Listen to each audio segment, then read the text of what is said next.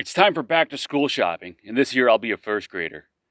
My parents take me to a department store to choose out a few outfits, and I quickly grow bored of the experience. Mom is too slow. She takes her time with every article of clothing as if she can see some potential in everything that no one else can see. Dad waits for us in the car. He hates shopping and would rather sit by himself in the car than be forced to slowly meander through the endless racks of kids' clothes. I don't blame him. In my boredom, I grow spastic, the sort of unrelenting energy only possessed by a young child that's been told to behave. Weaving through the racks of clothes, I play games of chase with myself, occasionally trying to invite my mom to chase me. For her, shopping slows down time. She doesn't notice the world around her as she lifts hangers from the rack, holds the garment at eye level, and checks the tags to see the price and size. I entertain myself. As a small child, I could hide in unusual places. One of these places was in the circular racks of clothes that are commonplace in stores like this. Parting the hanging flannel shirts like a heavy curtain, I squeeze through and find the void in the center of the rack. Completely sheltered and hidden, I find a peaceful comfort. Entertained by my antics, I laugh and I invite my mother to come find me. She responds slowly, but doesn't pursue me. She doesn't know where I am, so I wait. I hear her sliding hangers and pushing the shopping cart. I lay on a pile of clothes that have fallen into the void. Listening and waiting, I see a subtle shadow move. I hear my mom and I hear her shopping cart. She's close now, and I think to myself that when she gets close enough, I'll pop out and grab her leg. That should really scare her. Not sure how long, but I've waited long enough. I peek out, I look left, I look right, hoping not to blow my cover. I don't see her, so I move from rack to rack, waiting to spot my mom with her back turned so I can surprise her. She's not where I thought she was, and soon I find she isn't anywhere to be seen.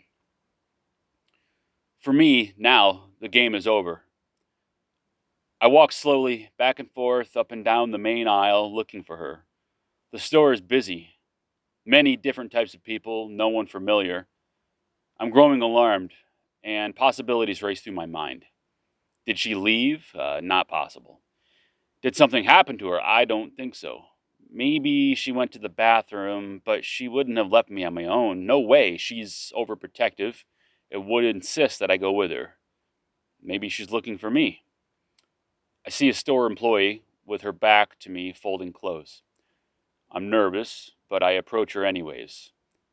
Tapping her on the elbow, she turns to face me with an uninterested expression on her face.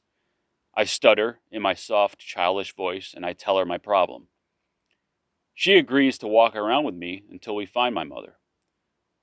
Only after a minute, I see my dad.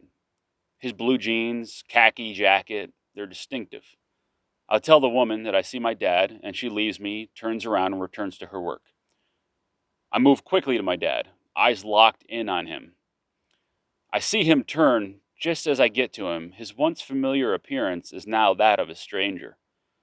Someone resembling my dad, but it's not him.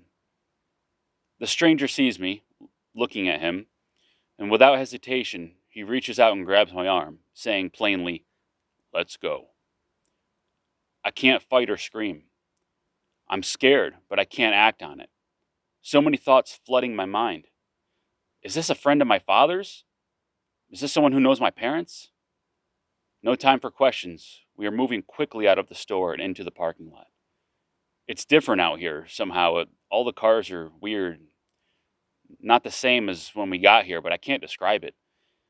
He brings me to a brown van with rust and mud all over the side, and parked next to the van is my dad. I see him. He doesn't see me. He's looking down as the man lifts me off the ground, opens the back of the van, throwing me inside. I land on a pile of clothes or something soft. As the doors shut behind me, I yell as best as I can for my father. In the darkness, I feel through the pile of clothes, afraid and so confused. I hear people talking. I hear lots of people. I can't tell who. The van has no windows. All of the voices seem to be angry. One of the voices says my name, and then another.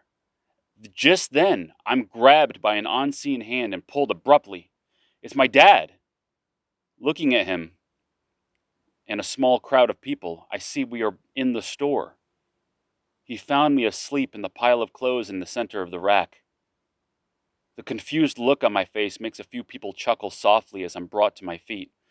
My mom, standing behind him, visibly upset, comes forward and scoops me up in her arms while scolding me. Never do that again, she says. I'm told to go sit with my dad in the car while she pays for the clothes.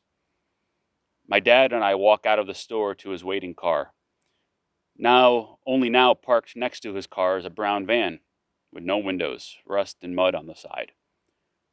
A man leaves the van and walks past us on our way across the parking lot. Just like in my dream, only now it's real.